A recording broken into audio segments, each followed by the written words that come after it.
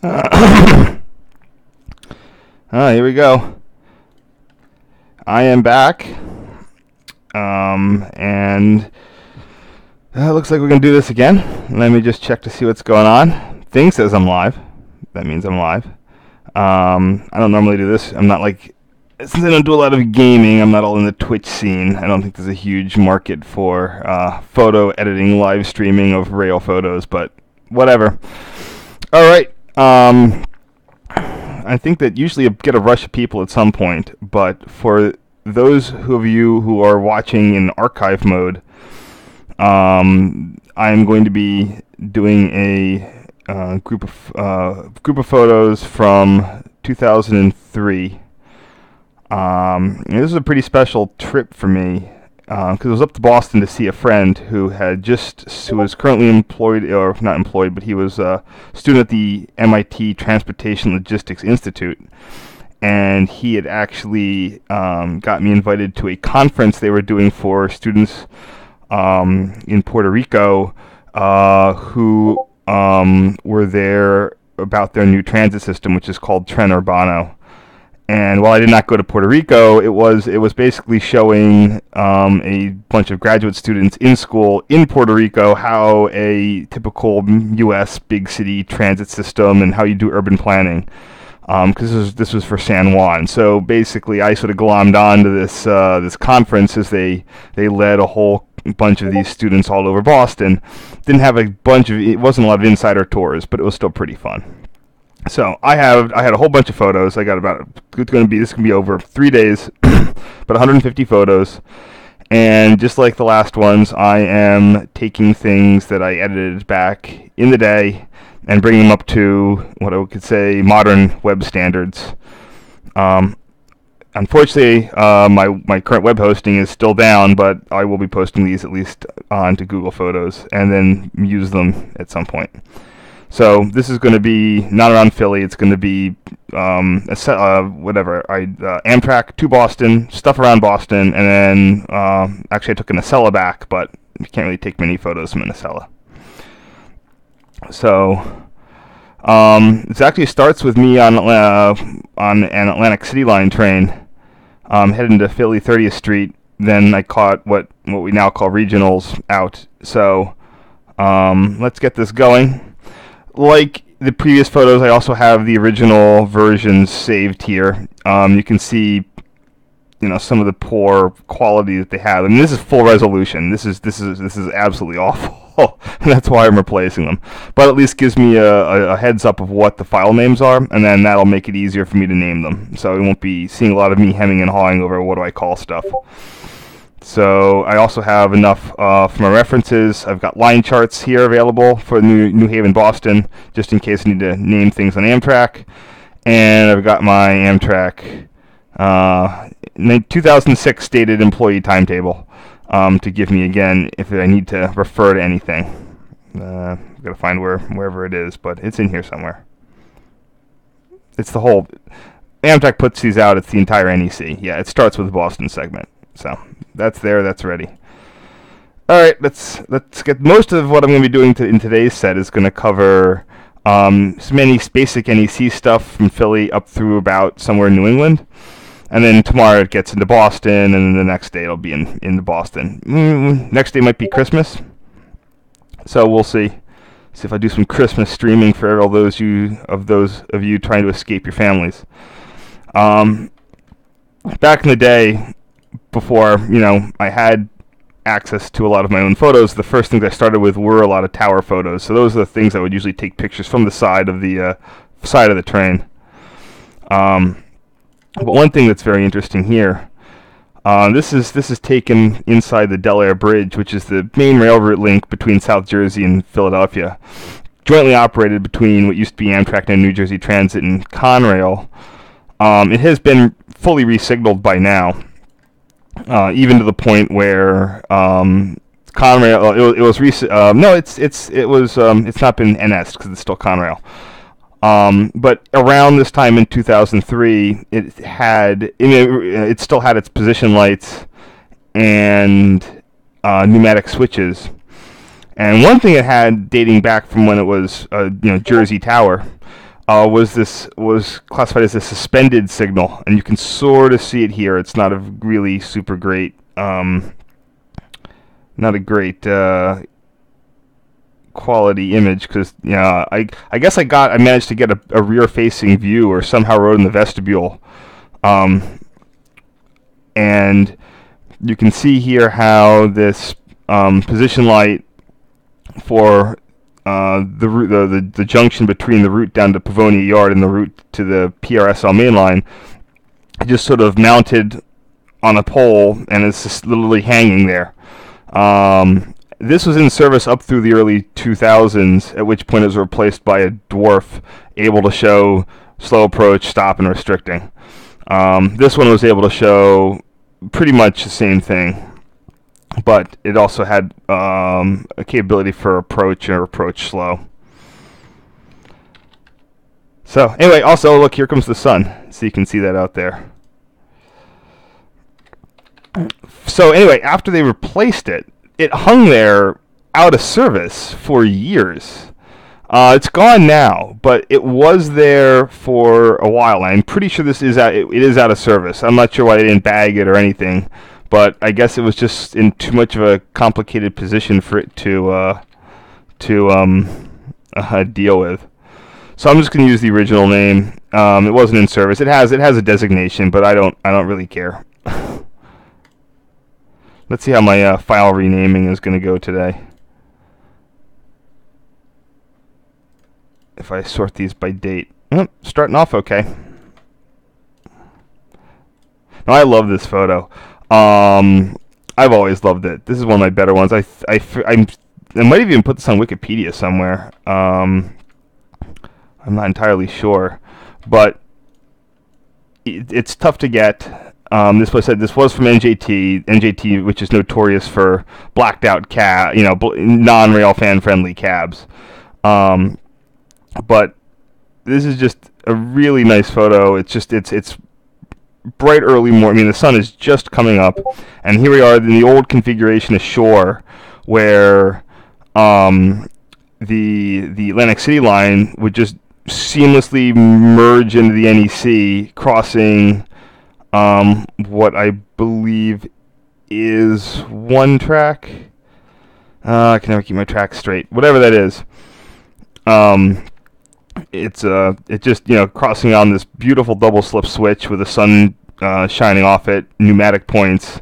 This is actually good for 110 miles an hour in the straight direction, but only medium speed. And this did not last that much longer. Shore was redone pretty soon after this. So this is I'm very lucky to have gotten this view when I did, because it soon went away forever. That's a shame. I mean, it's Shore just got turned into a typical Amtrak concrete tied, and they also relocated the signals. This was part of the reason the only way they could fit their the reason they had a double slip is, if you can see in the background here. I'll just show it up. The Frankfurt Junction platform. And then to get it into the interlocking, they had constricted length, so they had to sort of go with this double slip. As soon as that, they didn't need the Frankfurt Junction anymore, they ripped out the platform. I mean, as soon as they want to get rid of the double slip, they ripped out the platform, moved the interlocking on whatever track is, 1 or 4, down a few hundred feet, and they put in just a basic ladder. So today when you see this, you can see sort of the old right-of-way.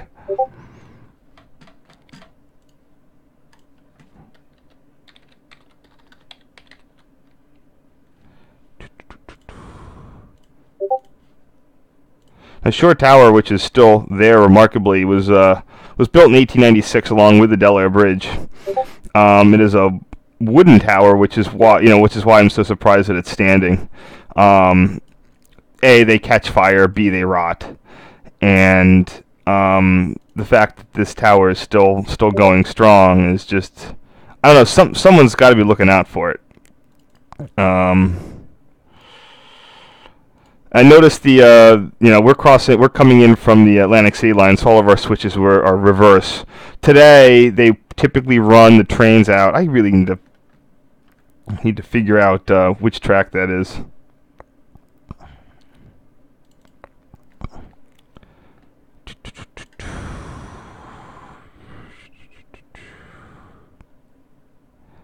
It's track 1. There you go. So there you go, Frankfurt Junction. You see, this old track chart from whenever has the double slip still in there. Or does it? No, it does. So,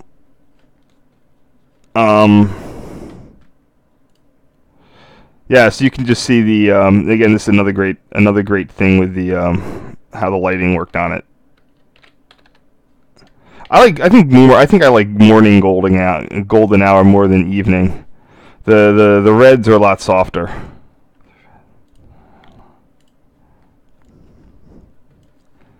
So I wish I knew what switches that was going to be. I have I can just go to maybe I can't. I have a diagram, but it's a physical one that's back at my other place.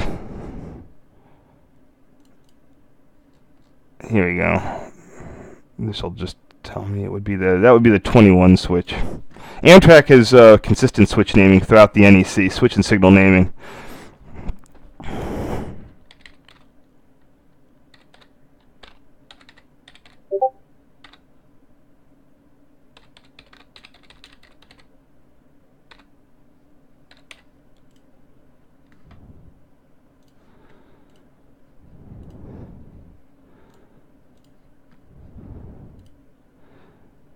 Let's see, we got some people here. Feel free to ask questions in the chat.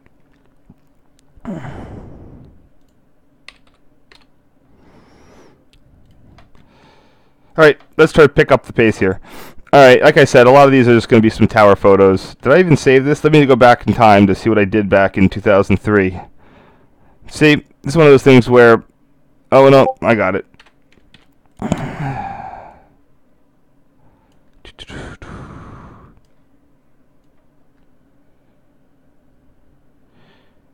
And this point in 2003, North Philly was still operational, and would be for about another 2 years. I think I'm not going to crop this because it has the it's not the supermarket, but it has the old station in the background.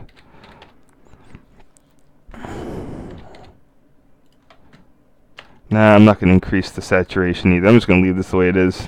It's sort of a low quality photo, but it captures a point in time.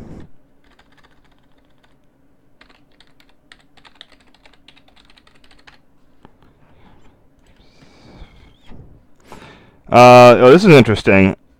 This, I think, was around the time the Acelas were having problems with their brakes being cracked, and Amtrak, with the disc brakes warping. Amtrak had to pull them all out of service, and Metroliner service briefly reappeared.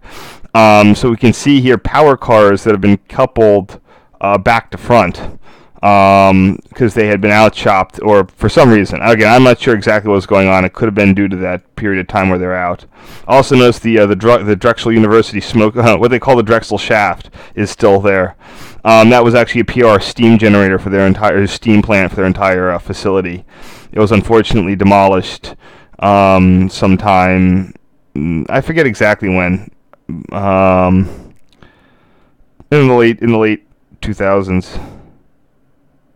But this is another really beautiful morning golden hour type photo here at 30th Street Station.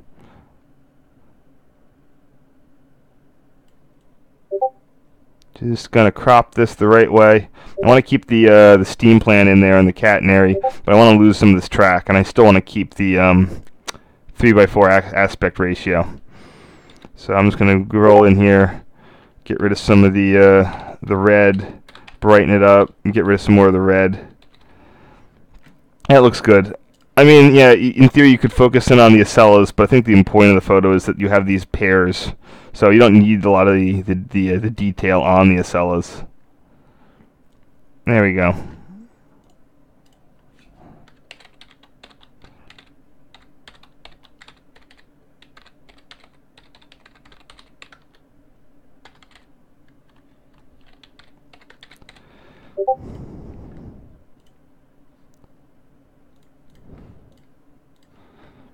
A lot of these things I actually didn't notice back when I was doing these photos the first time, like the parrot Acelas and stuff there. I think I probably discussed this a lot in my previous thing. Here we are coming back out of Philly, passed through North Philly interlocking. And you saw this from the other side if you saw my previous streams, where the old Chestnut Hill East sort of came in, crossing the bajillion tracks of the industrial and whatever tracks here. None of those, of course, there's not much more industry in Philly, so those aren't really needed. Let me just see what I would have called this back in the day. Bad name, but I'll keep it.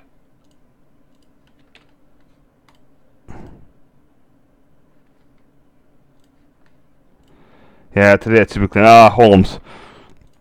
This is Holmesburg Junction. This is both the station or Holmes Tower at Holmesburg Junction. This is both the station building and the interlocking tower.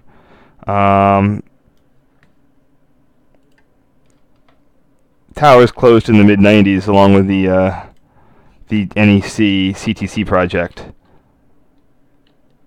It's nice to see that the golden hour effect is sticking on a lot of these, on a lot of the, as my train continues to leave the city.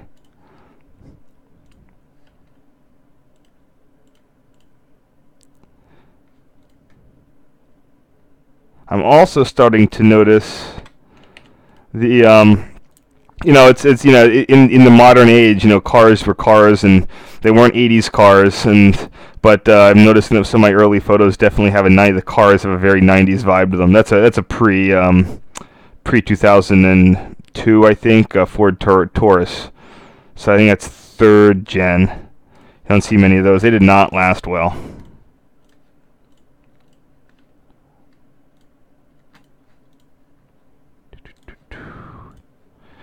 This is Hudson Tower. So there's a skip there. Again, this is when I was facing only 90-something photos per memory card. I only had 2 or 3 cards. So, that's not that far removed from the amount of photos that you'd get with film. It's more, and it's cheaper, but you don't have it's not you. I wasn't going out and taking 1,500 photos like I do now. But this is a really wonderful view of Hudson Tower. I'm gonna crop real quick and I'll zoom in for you guys. This day just had this. What's the date on these photos?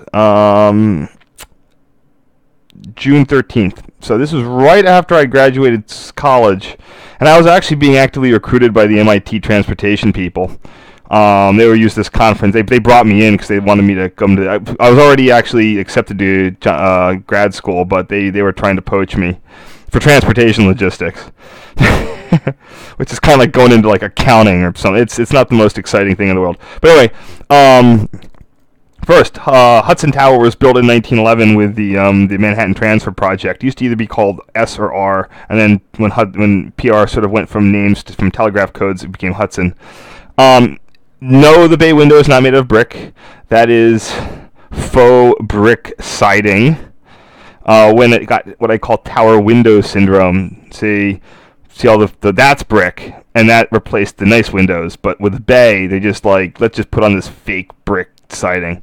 But they still got the PR keystone. That PR keystone is still there to this day, although the tower has been closed since about 2004 or 5. And you see, you had the employee part. You actually had an employee platform, so path trains could let them off. I think that's a path sign there, but I'm not sure. But no, this is just a really great photo of Hudson, and it's still hanging in there. F Tower was a close copy of it, but Hudson at the time also controlled Swift interlocking, which was the Kearny connection for Midtown Direct service. Speaking of Midtown Direct, there's a Midtown Direct train that's Midtown Directing. It is in the process of going to Midtown directly. Both the tracks for the Midtown Direct, it is a flying junction on Amtrak. It is not a flying junction on NJT. So they cross the main line at a flat, and then they They fly over. They go directional on NGT. So it's a Comet 4 coach. I'm just probably name this 6545. This is back when the C5s were new. I like the C5s. See, I gave that a bad name. So 6545.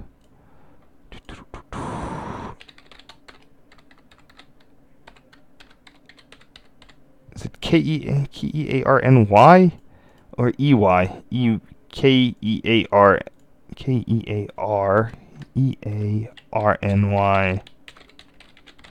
I can find the interlocking. Yeah, it's not even in interlocking limits, so I don't really need to name it that exactly.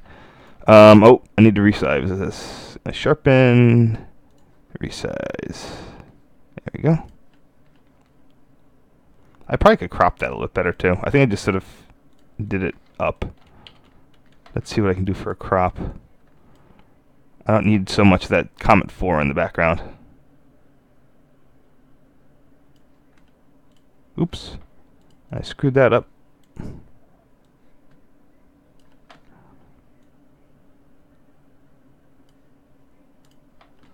There we go.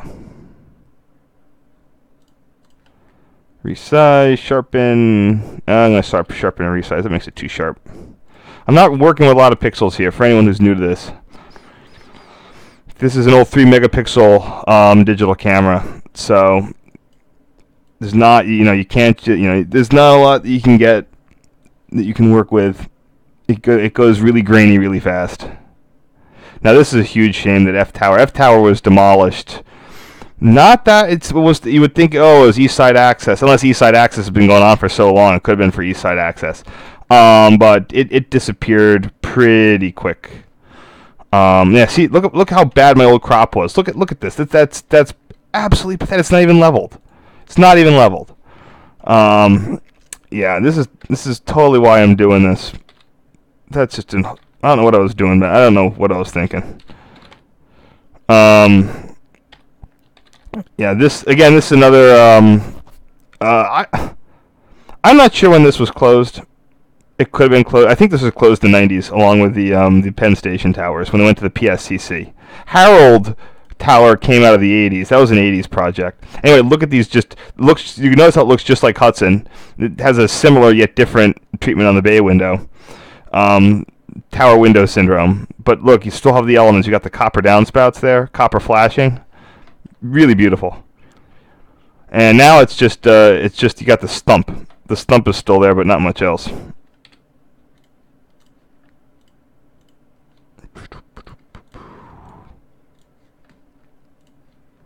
Here's actually a picture of Q. Now let me just see what if I might have just deleted this back in the day. Yeah, I did. I might still, maybe I will again. I don't know. The thing is that what was, oh, that's just a bad foreground cluttered picture of the back of Q. Well, it's interesting. Look, you got some R62s up there on the 7. You can see the tower. There's vegetation. There's not vegetation there anymore. So that's why in hindsight, sometimes you want to go and you want to restore these photos, make them at least available. So you never know when someone who's coming through here, since East Side Access has pretty much obliterated all this, this might be useful to someone.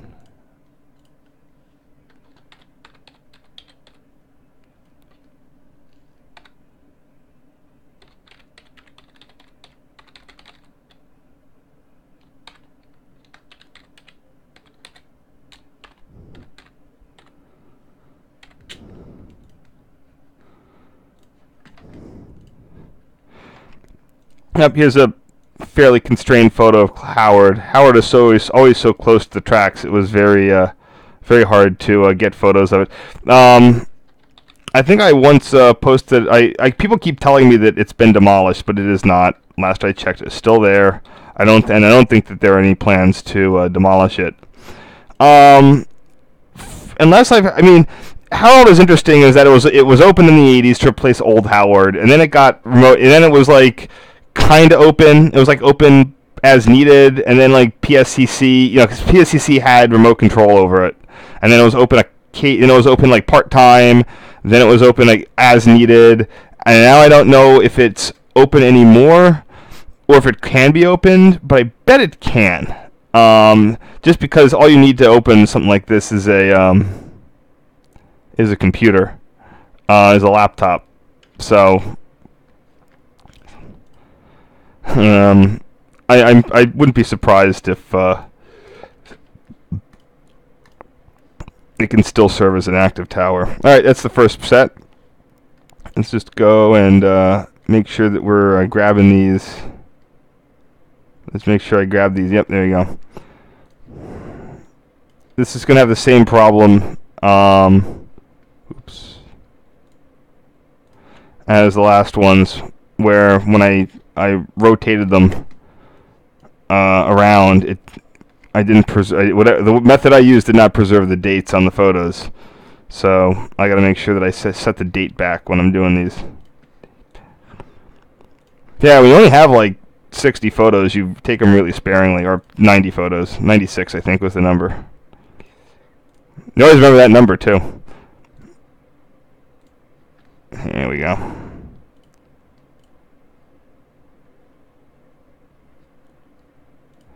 I really need to name this. So this is just picture downtown with the Triborough Bridge from the Hellgate Bridge.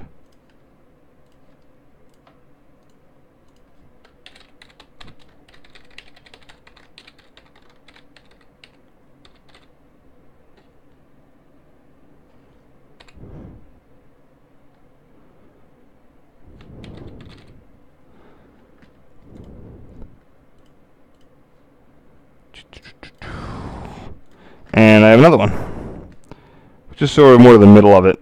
I could crop it, but I think it's neat to leave the bits and pieces of the Hellgate line in. It's also interesting to see. So the center of the Hellgate is 4 tracks, but each of the sides it has 2 more track beds to accommodate a total of 6. So that's just interesting how this was designed for expansion.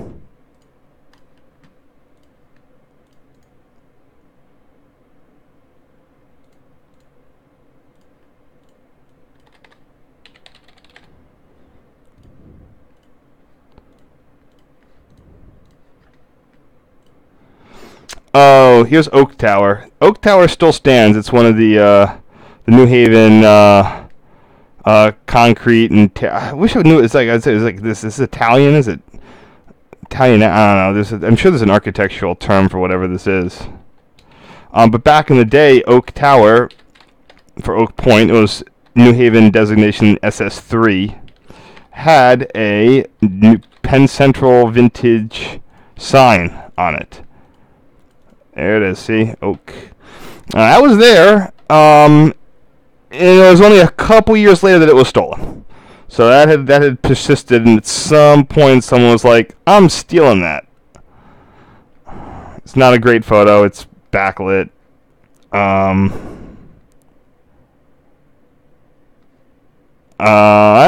might not even saved this back in the day. Oh, that was something that it doesn't matter.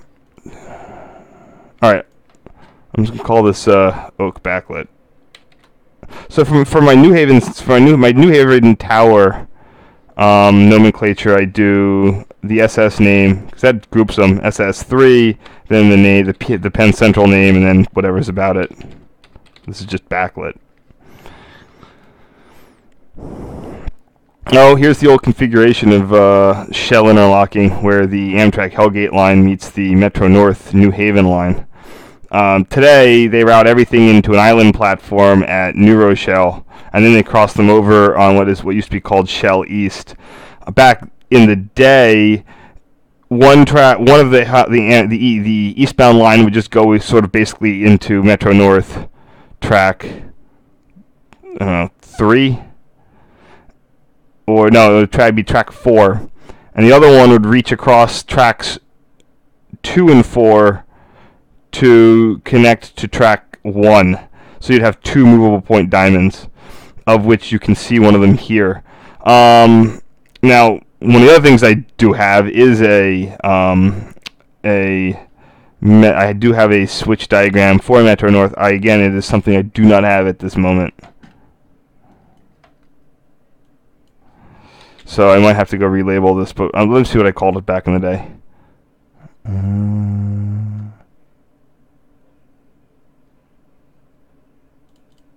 I'll just call it that. Fair enough. But see, I don't know what I was just calling it shell. So let's find, I think it's SS21 or 22.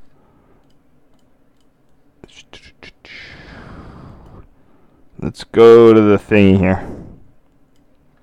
It is SS22.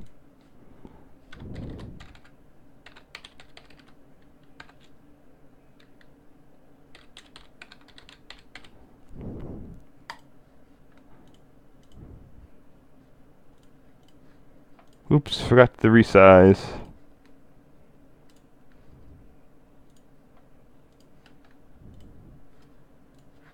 There you go. Yeah, see, there's your movable point diamond, which under Metro North terminology would be the 51E. So New Haven goes, it's the old 1, 2 in the middle, and 3 and 4 on the outer. So that's track 2 there. So I guess the other one would be 25. I don't know. I don't know how they do it. They do it in the same sort of way Amtrak does, but I have to see them specifically to get them. So I'm just gonna tone down the red on that a little bit, and then I'm just gonna save it out. What did I call it before?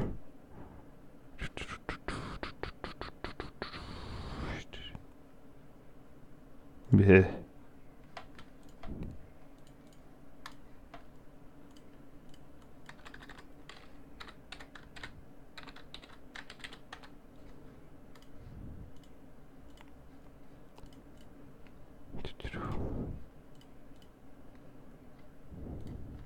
Oops. Keep forgetting to resize these. These things are so small to begin with, it's easy to lose track. Let's see how things are going. Yeah, looks pretty good. You still got some people. Oops.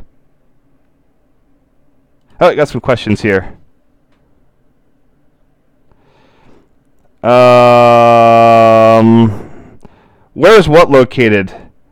I said where these are located. At least the last few photos, which I think from when you were in the last few minutes, were located on the Hellgate line. They're located between Sunnyside Yard, west of east of Manhattan, and then up towards Connecticut. So they're in Long Island. Hellgate Bridge is the northern, leaving Long Island for the Bronx. It's where the Triborough Bridge is.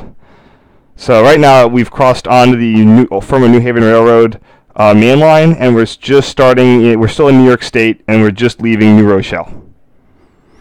So, all right, those are your question answers there. Let's see what else we got. Oh, so this is an interesting thing. This is in Port Chester, New York, and it is called the Lifesaver Building. I'm pretty certain it had something to do with Lifesavers, the candy company, the candy thing. And it's a local landmark. You can still notice it has the little Lifesaver candies on. See, let's go to the map. Let's go to the map, and before I say something ignorant or I spread an urban myth. Rye, Port Chester, here we go.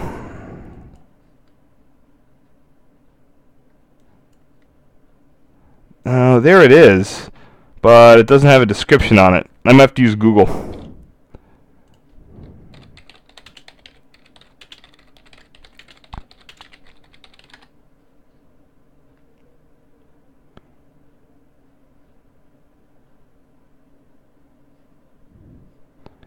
That's what it's called. I just don't know if it had... Oh, there it is. It's a Wikipedia article. Great. Start commercial, blah, blah, blah, blah. Built 1920, expanded, manufacturing. It was the head of the Lifesavers Candy Company until 1984. 5 stories tall, reinforced concrete. Okay, whatever. Great. That's accurate. Oops. That was the Lifesaver Candy Company headquarters, and they got the life. You can see they have the Lifesavers in the thing there. So the reason this matters is because this was located directly adjacent to a, where is that? Directly adjacent to a the what we call the infamous Port Chester Low Bridge. I don't know the exact how tall it is, but it's where US 1 crossed under the New Haven Railroad. And because it's a major, it's not a freeway or anything. It's a local road, but it's a signed major U.S. highway. And at the time, it was, quite low. It's got to be well under 13 feet. If I hit up a Google Street View here, we can probably go find whatever it has.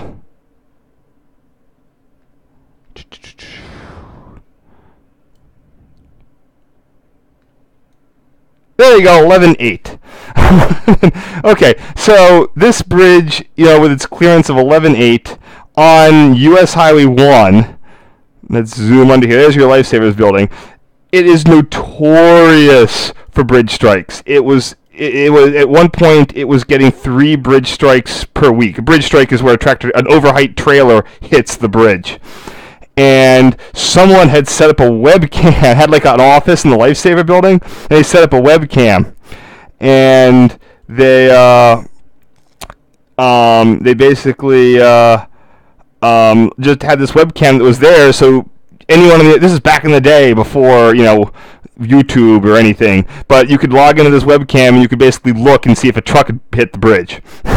And it wasn't that rare. I mean, if you checked in it on a regular basis, you would find the aftermaths of a vehicle strike. And so that was the thing at this time. Yeah. I think he called it the crash cam. So this is when I took the picture, that was active, and I was sort of doing a reverse angle on him from the train.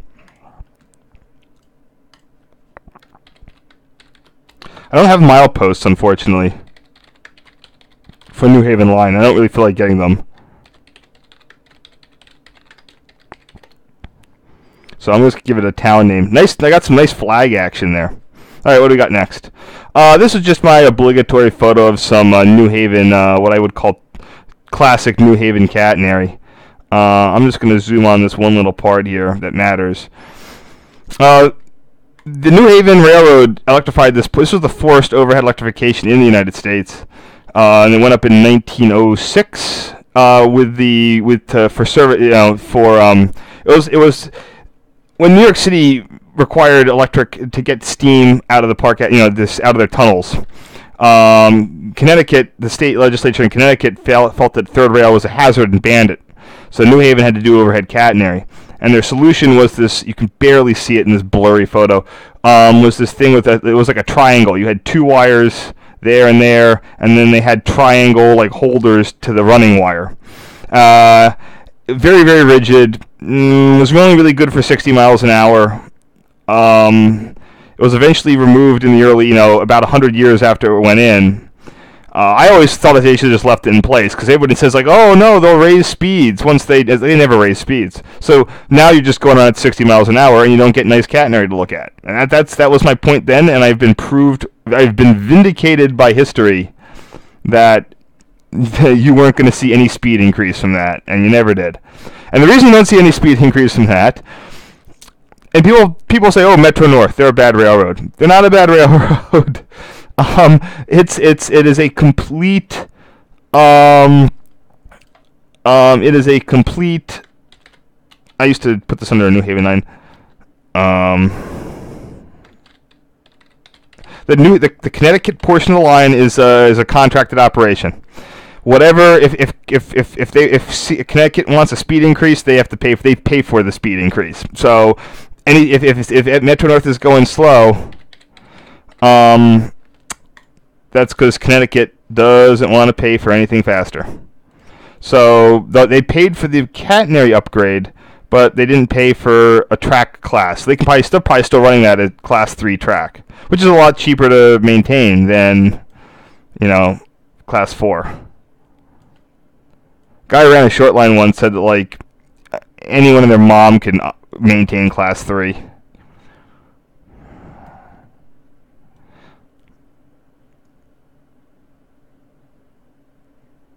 So here we have what is green tower, still labeled green with a PC sign right there. See, it says green.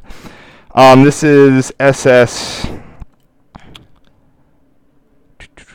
28 in Greenwich, Greenwich. You learn how to spell it.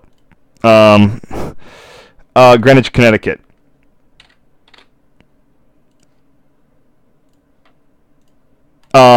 The interesting thing is, for the longest time, and maybe even today, the interlocking machine is still in there, and it's a hybrid GRS pistol grip lever machine. So the points were mechanically worked, and the signals were worked by the pistol grips.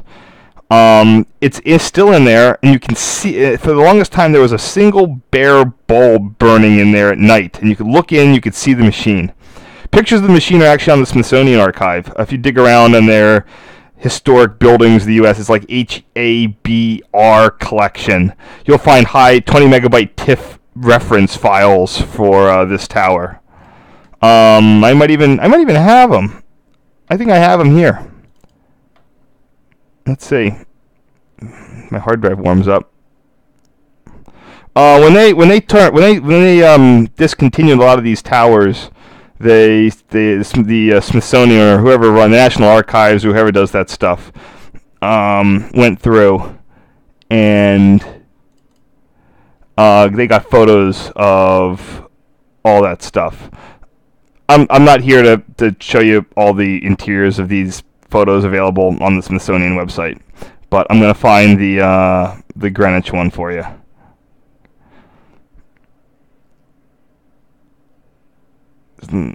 So not all of these are New Haven either.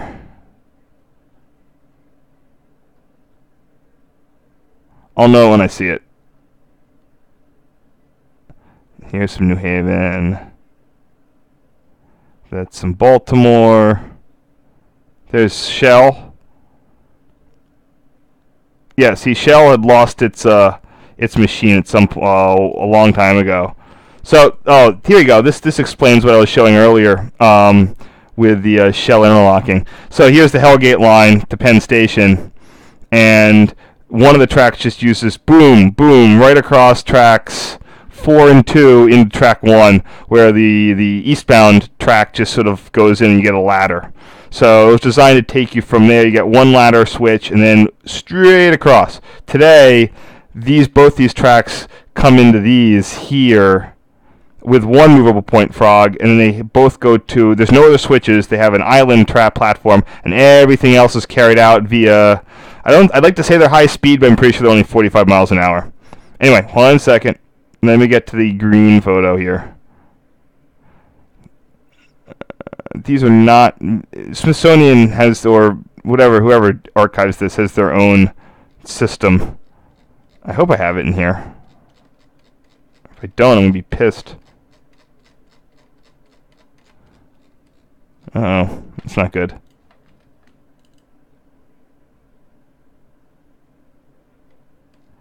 Oh, I guess I don't have them in here. They exist. Let me see. Try one more time.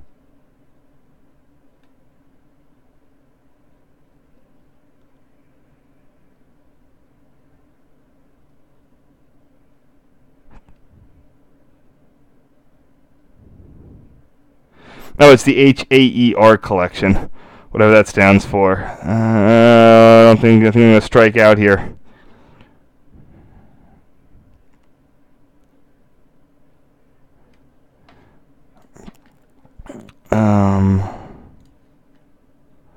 There's one more place they could be.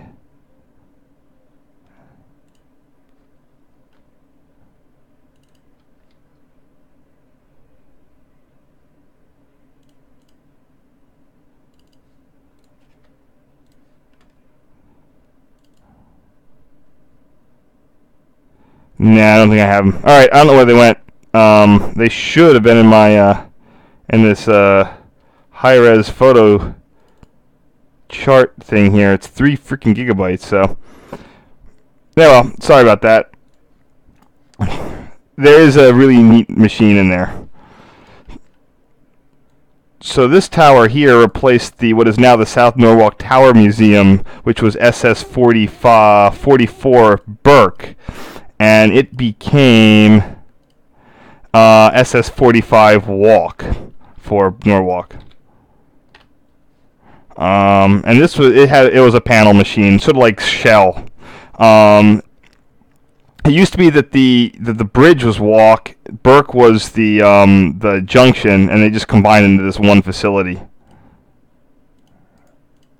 Let's close some of these windows here. Towers. What am I looking at? There we go. What did I call this? There we go. So technically that's not the real SS45, but it's close enough.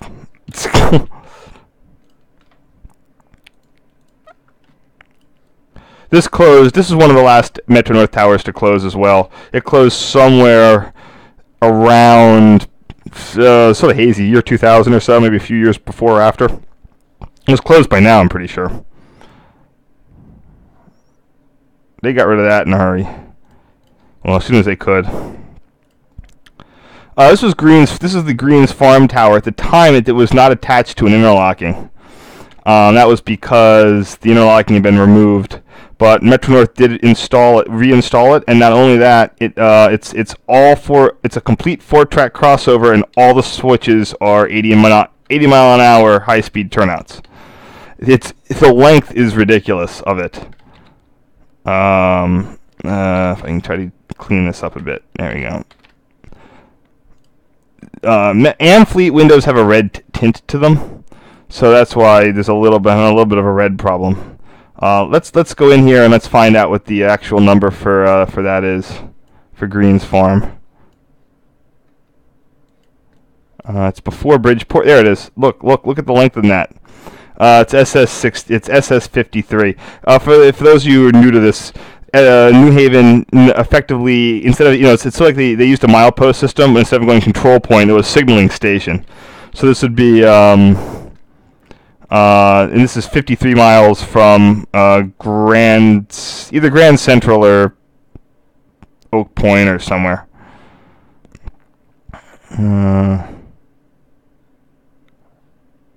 What did I call this?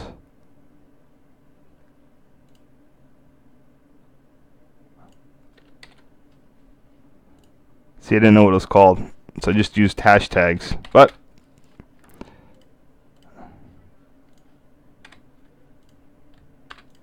they couldn't call it green because we already had a green tower. This is the what was the name of this bridge? I wonder if I have a name. I wonder if I actually got the name for that. I really hope I did. Because that got no, I just call it the Bridgeport Abandoned Drawbridge. Now that had a name, and that was there for so long until they finally tore it down. In fact, it's not even fully torn down. It's just kind of torn down. They just removed the bridge. It's the Congress Street Bridge. Today it's a park, but they removed the bascule leaves for reasons. But again, this has been sitting this way for quite some time.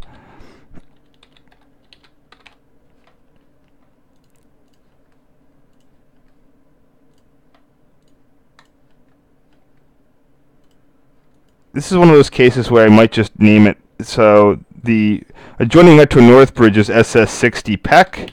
That was completely replaced with a modern thing, but I'm just going to say, Congress Street Bridge.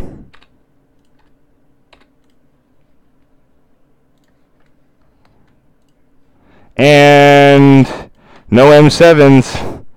In fact, which I am not an aficionado. That is 8412 and 8453. You have to fill in that, adjust the color balance on it a bit. It's going to be tough. What is it? 8412, 8453. Now, when I first started getting this stuff, I had a very bad habit of naming all the photos I took in New Haven sequentially. So it was like New Haven 1, NH1, NH2, and it just got, oh man, why did I do that? Maybe I just shouldn't. I really shouldn't, because yeah, 8412 plus 8453, New Haven.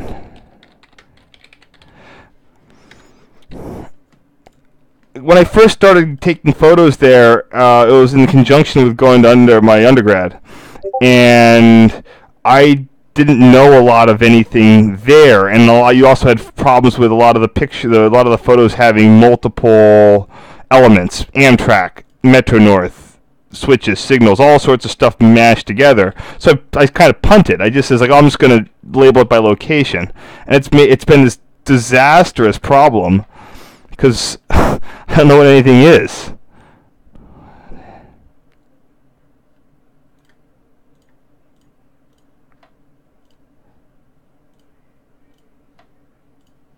So one interesting thing was,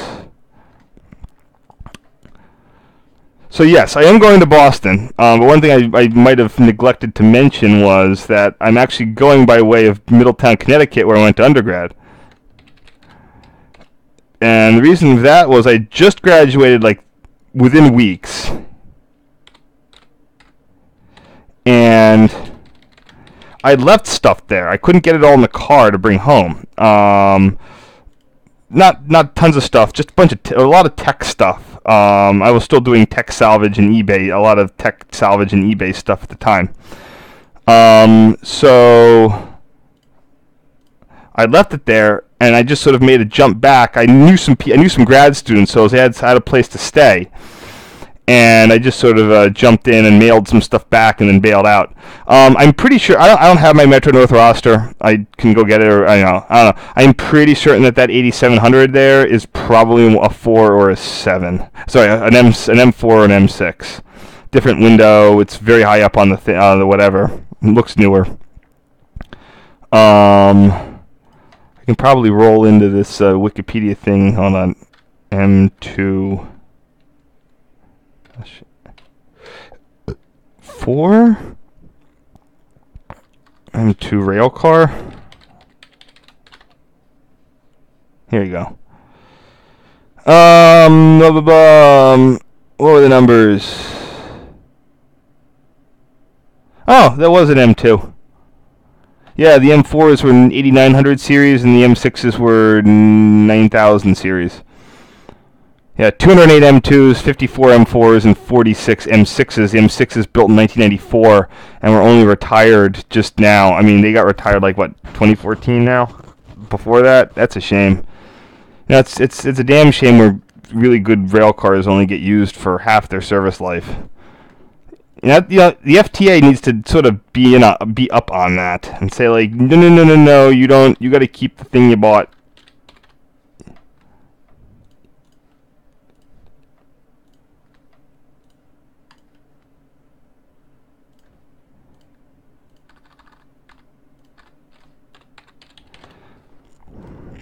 Whatever happened, these M2s got this just looks like it came out of an overhaul.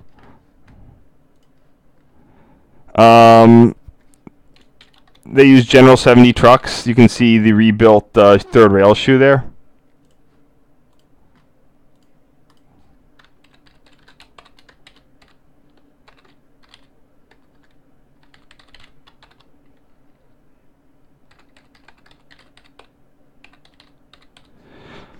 They use General 70 trucks. Yeah, and yes, General 70s did have an inboard bearing model.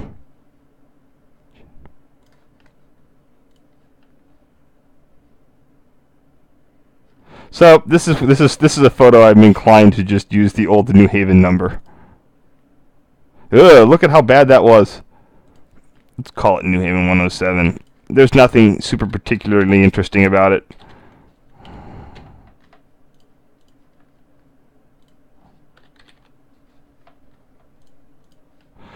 I started using the station just prior to it being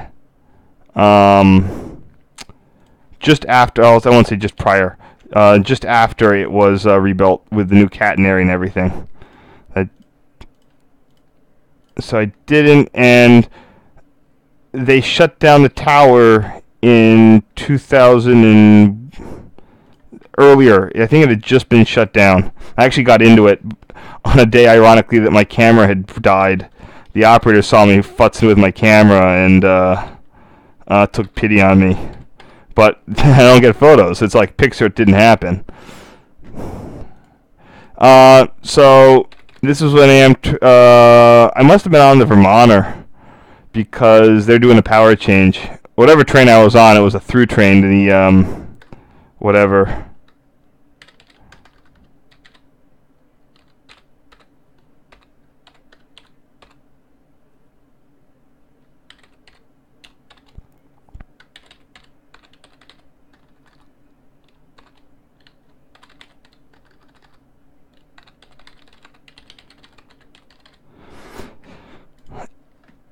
When I first started using it, the Acela service hadn't started yet either, and it went from every train getting a power change to like 4 a day.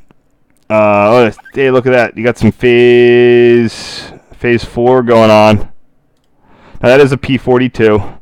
Just because it's in phase 4 does not mean it is a does not mean it's a an original Jenny. One of the P40s.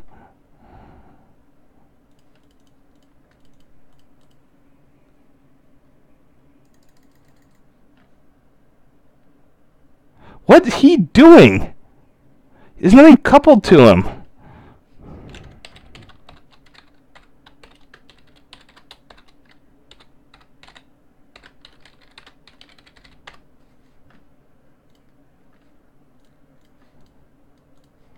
Let's see what's going on in the old chat. All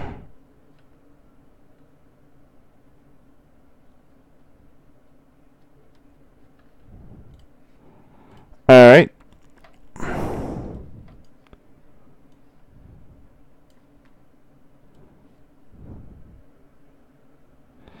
At the time, I think one of the reasons that they closed it. Actually, I didn't. I just realized that the thing keeping the tower open. It was the last tower open on Metro North. I'm almost positive now. You know, in hindsight, just speaking this stuff all out loud here. Oh crap! I can't read that number. Like, come on, put your numbers on the freaking front of the car. Oh, see, but that's an 8800. See, these are M4s. The M4s were entirely 3 sets. And you can see that, I'm pretty sure, is that a normal coupling? Or is that a blind one?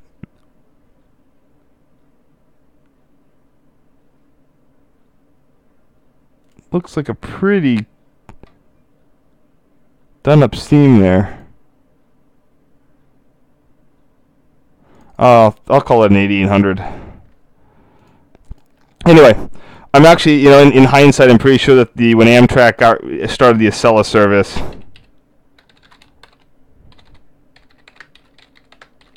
that's what ultimately killed the tower. Without the need for the constant power changes. 34. If I can get a number off that Amfleet, that makes labeling that photo so much easier.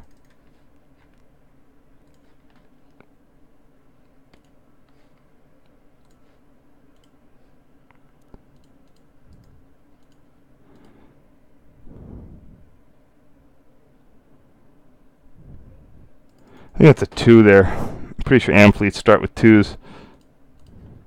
This is a nice photo of the power change operation.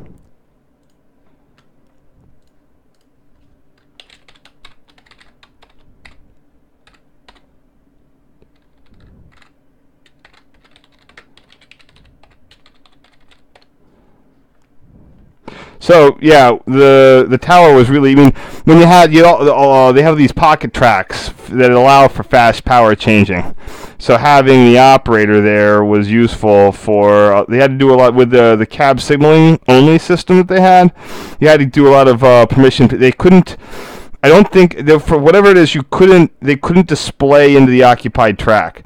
They had to give a permission pass to stop signal, and that is where the operator would help in the tower. And as soon as they weren't doing those, they probably did a work study and was like, let's get rid of this.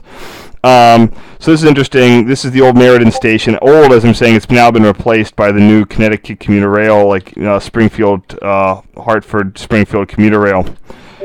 This is what it was back in the day. This is also before they re-signaled. They replaced the searchlights on the line. So here we can say my train has dropped me off on the far track, which is the controlled siding, and a southbound shuttle train is holding clear of the signal so they can holding clear of the station so they can platform across an active track. At the time, when I first started using it, it was just a bare platform, and the station got an upgrade with this little canopy. I thought it was pretty nice. But again, this lasted only about 15 years, and then it's off to the it's gone.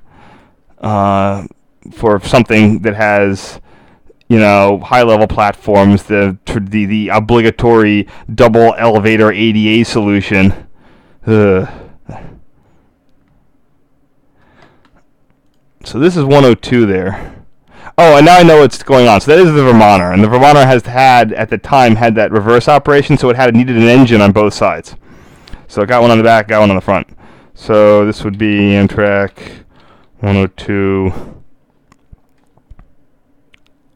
plus some sort of. Now I can just go and look up what that is.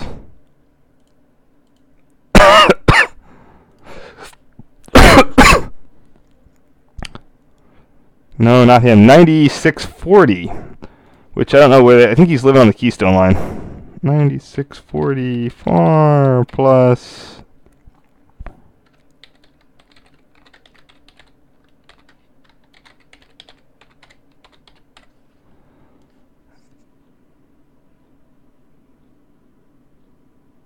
So it's 18.6-1.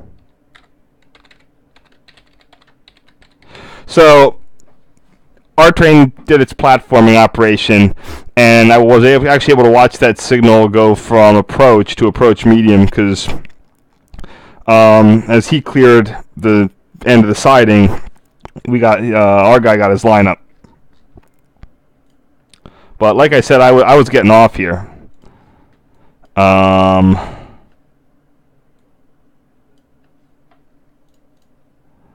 And you got number 108 on the back. So there you go. There's your Vermonter. You got your 5-car Vermonter. And number 102, P42's number 102, number 104. I remember I was on one of the last trains that ran P40's. This is one of the last holdouts for F40 PHs. And I remember having Vermonters that had just a single F40 PH, two F40 PHs, and I was on like one of the last few that had those. I mean, I don't say like last few, like it was like within like a month or a week or two of them totally being retired.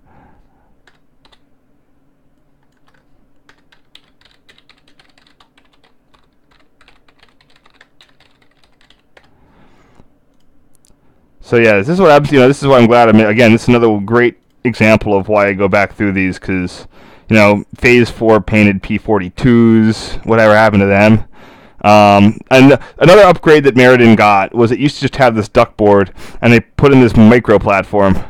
They generally would only still platform you on the duck board, but you could get off and use the micro platform.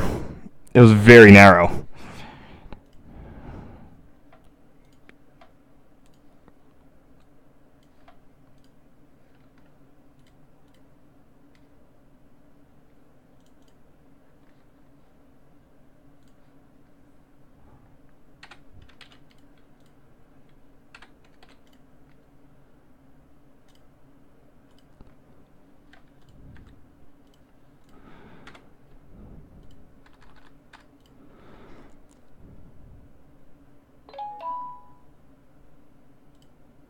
So this might not have been a photo I even bothered to... Oh, maybe it was. I don't know. Let's see.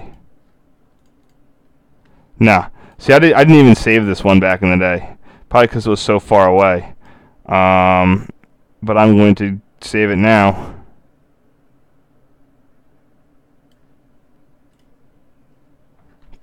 Not great. Really not great.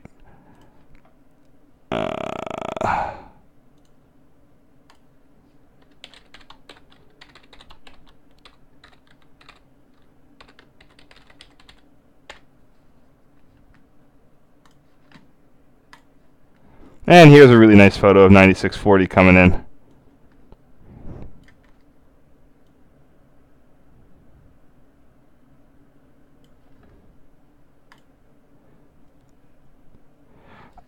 I don't know what the inland route uses these days.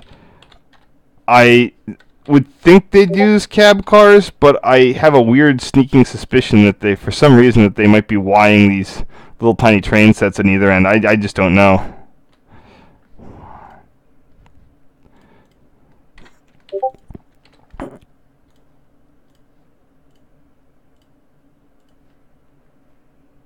That's a really nice photo there. It's, you know, it doesn't have the greatest sun position. It's got some shade, but the colors are really nice.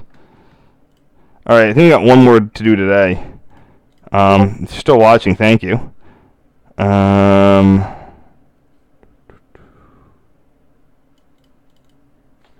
just double check that everything's where it needs to be.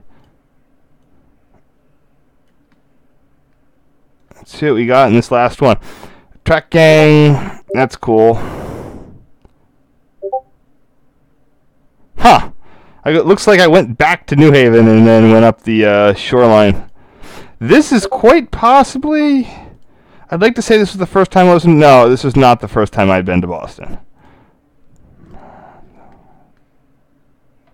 Let's see what's going on here. Oh, we got some more people here.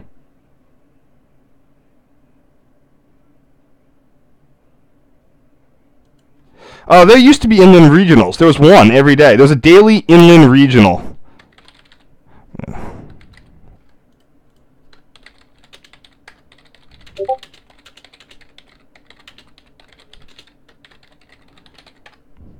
I think it was 145 and some opposite of one train 145.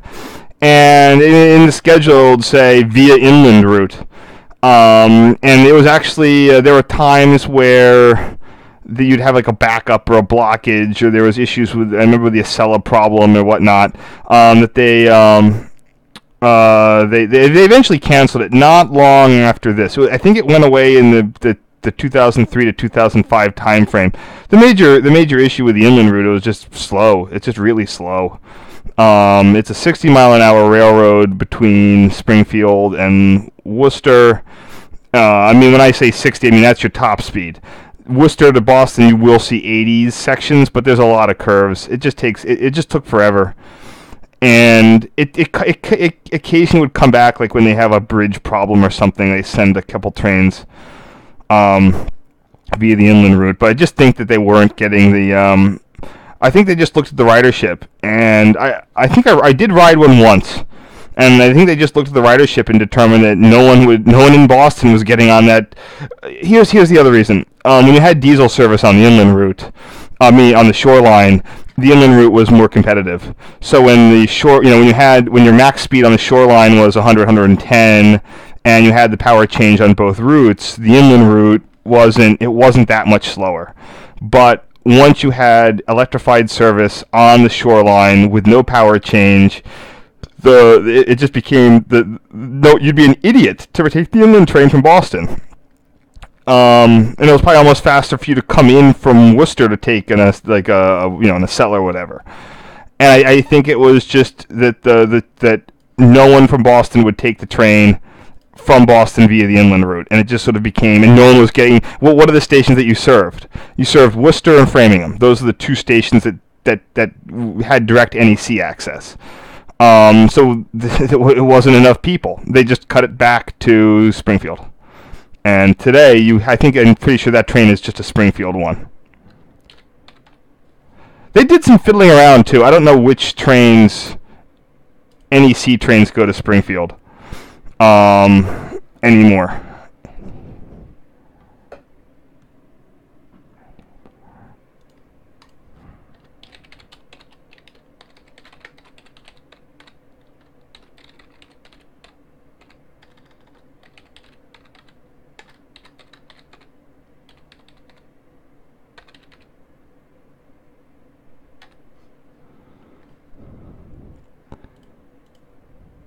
How many Amtrak employees does it take to install a section of rail? 1, 2, 3, 4, 5, 6, 7, 8, 9, 10, 11, 12.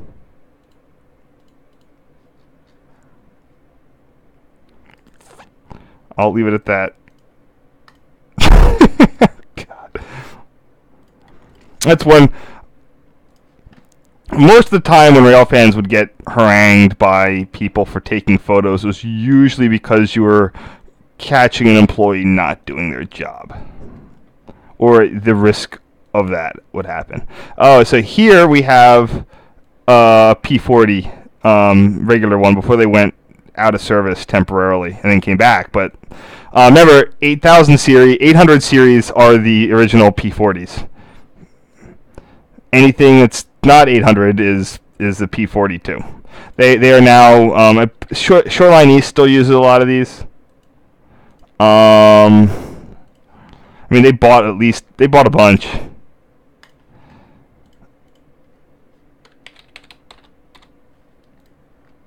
And of course Amtrak has them. They used I think they used some stimulus money to fix them up. They're pretty much P42 standards now. What did I call that picture? Oh, yeah. This is just a good picture of a Pioneer truck. You can't really appreciate the Pioneer until you know, from just looking at it at the side. You got to sort of go in from the angle.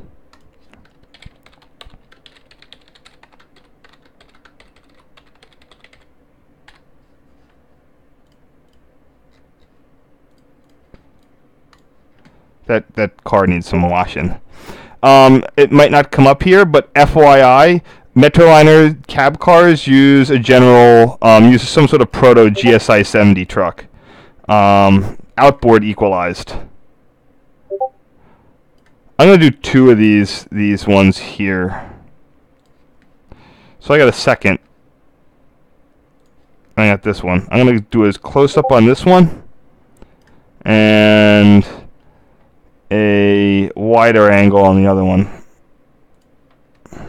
So yes, this is thermite welding, but they're not welding a joint. They are welding track circuit bonds. Notice they don't have that big thing of metal to go into the weld. So it looks very impressive, but it is not a joint weld.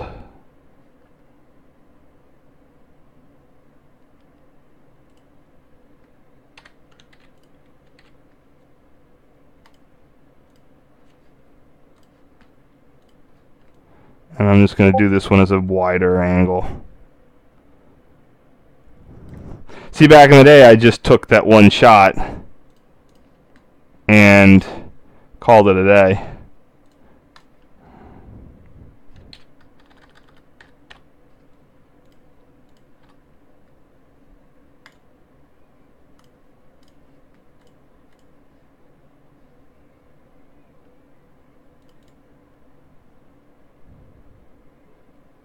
There we go. You can see I got they buggered off, and I was able to get a picture of what they were doing.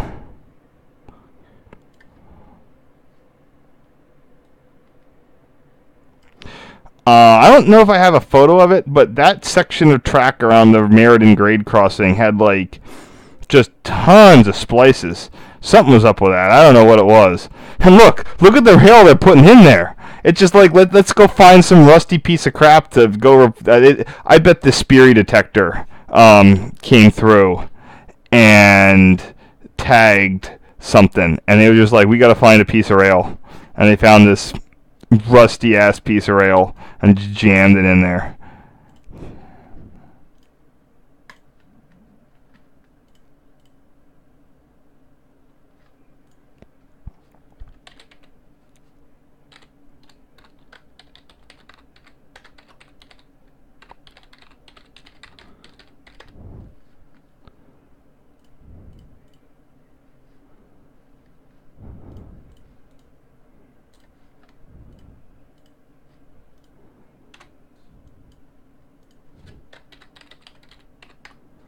Where are we now?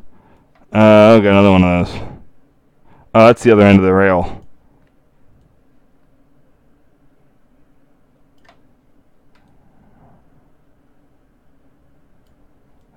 Yeah, look how gross that rail is.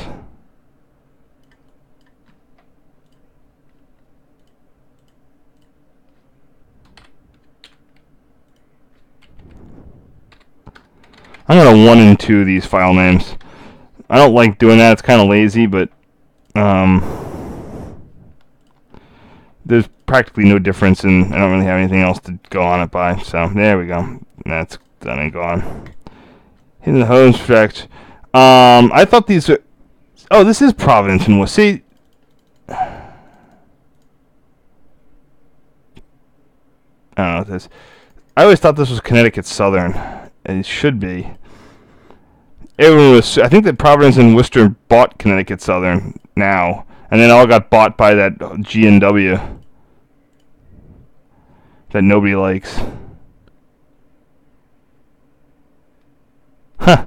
Yeah, it's another one that I bailed on. I didn't realize, this is a scungy photo. I don't want a picture of that. And, that's a nice, 3905. Let me go try to track who this is.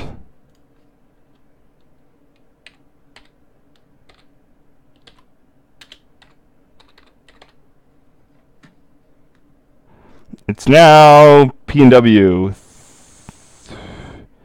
See, it's a B39-8E.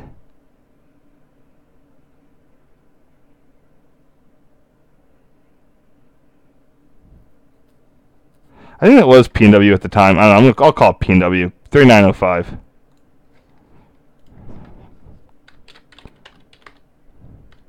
It looks like it's labeled as P&W.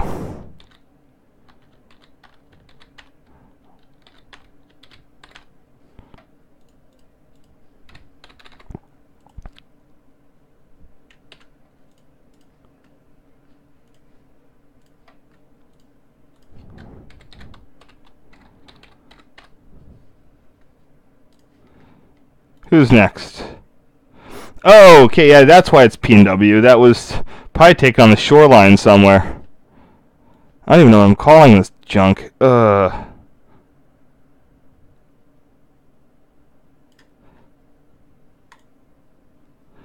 yeah, there used to be some sort of weird steam operation going down to Old Saybrook. It's the, what's it called? I don't even know. It's something with Essex Valley, Connecticut Valley, something Valley.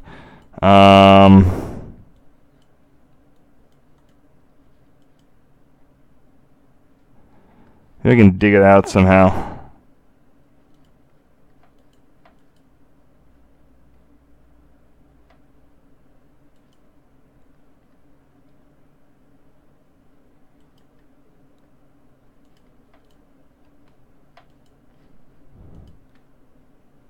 Essex Valley Railroad. So I think they used to run down to Old Saybrook. I wonder if they have a reporting mark. Well, I'm sure they do.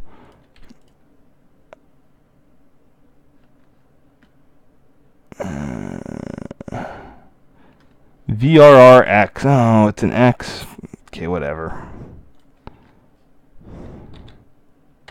Looks like they were storing some cars back then to make ends meet. Rail shuttle to Essex. Makes you wonder when that went defunct.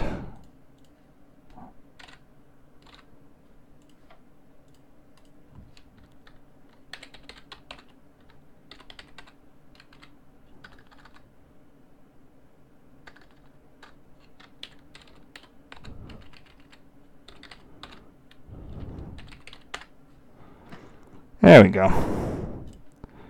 Let's see who's going around down in here.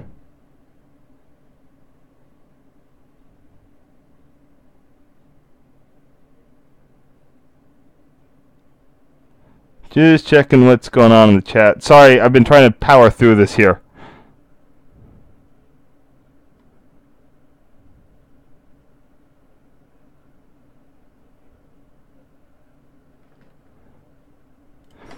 Oh, Yeah, so there's a picture of the old Electric Boat Corporation.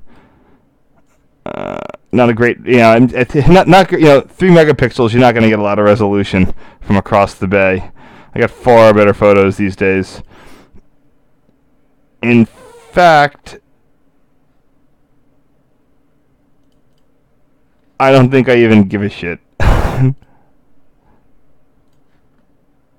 Yeah, I didn't. I'm just, that's one for the junker. Oh, why did I take a picture of this?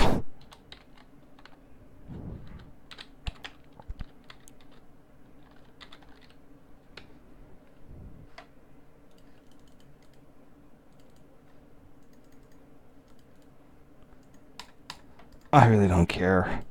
It's a boat. Why did I take a picture of a freaking boat?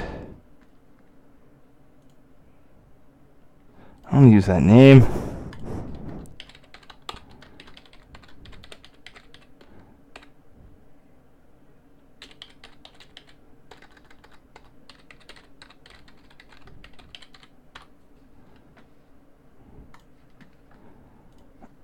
Ah, this is a neat pic. I captured the old Groton drawbridge, or New London drawbridge that got replaced by that vertical lift span a few years ago.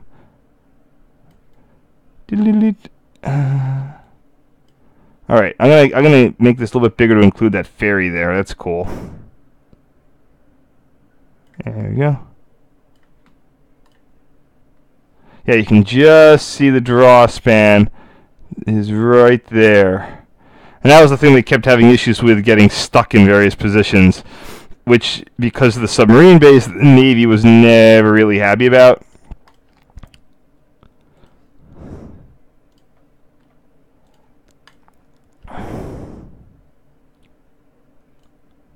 Now, I'm actually going to go to my NEC charts to see which interlocking that is part of. Mystic River, Groton. Yeah, the whole thing's Groton there.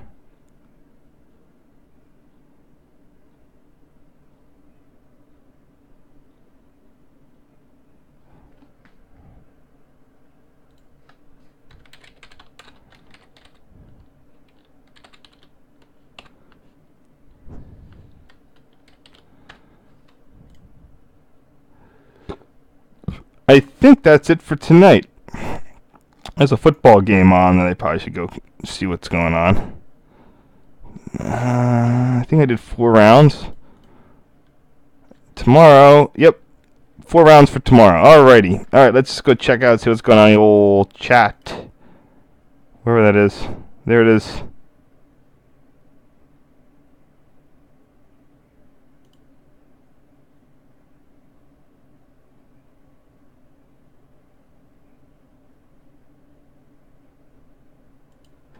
I wouldn't say Amtrak, regarding a question about a steam excursion on Amtrak, I don't think Amtrak is necessarily anti-steam. It's where can you run it that won't result in issues. You can't run it through Penn Station. You can't really run it through South. Maybe you could run it to South Station. 30th Street Station, people, there's all these issues with overhang. There's a lot of stuff that's been built up that really assumes that you're not going to be emitting all sorts of noxious gases. So, anyway, thanks for watching. Like I said, we can quick go through what we have tomorrow here. I'm actually going to be riding the New York City Nostalgia train up to 2nd Ave tomorrow. If if any of the 6 people listening are interested in that. So yep, tomorrow looks like we're gonna make our way to Boston. I was involved a dinner cruise, so that's why all these night photos. But yeah, we got some interesting stuff the next day.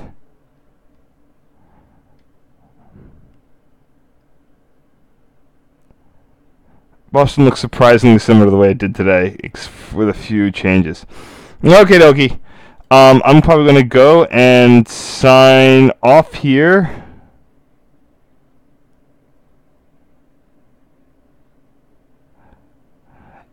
The last one I did before this was over Thanksgiving. This basically has to do where I have available, like access to really good high-speed internet. So when I'm at home in South Jersey, I will tend to stream. But the stuff I'm streaming here is also the historic stuff, which is a little bit more, this is where I can sort of talk about it as opposed to me just trying to power through it. So this week I'm hoping to do these Boston Acela photos. Then I will probably have room for one more set. If I had a Patreon, which I don't, I could have some sort of poll about like, oh, which set am I going to do? I'm not entirely sure of. Again, I used to have a really good view of what things I had to do and what things I didn't have to do. And with my web space down, that is not quite the case. But this one looks pretty good. Oh, maybe I'll do this one. There's a whole bunch of crap in it that I can delete because it's not rail related. Yeah, man. I was in the place. See, there's this things where, I was sort of in the right place at the right time for a lot of interesting signaling stuff, and I just wasn't keyed into. Oh, you better go take pictures of that. Oh, the other main problem is I only have 60-something photos, so this could be a good one for me to do for the rest of the week, because you got some T1 action going on there. Got some nature action going on there. Some SEPTA action going on there. Although that's the thing, this one's a late. This is a 2005. It's got to be 2005. So I'll look through and see what I have. I'm trying to get everything done in order. I want to get all the 2002s and 2003s out of the way first. So before I head on to the 5s. So everything, eventually I need to redo everything before 2006. 2006 is where I got my new camera. It's where I had, it was 10 megapixel. It could zoom. It had gigabyte card storage. And that's where all these problems that I used to have just pretty much went away.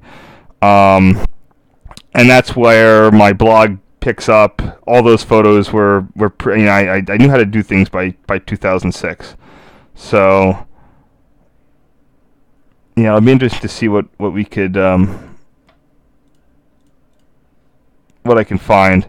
But I've got most of them done. I've made really good progress.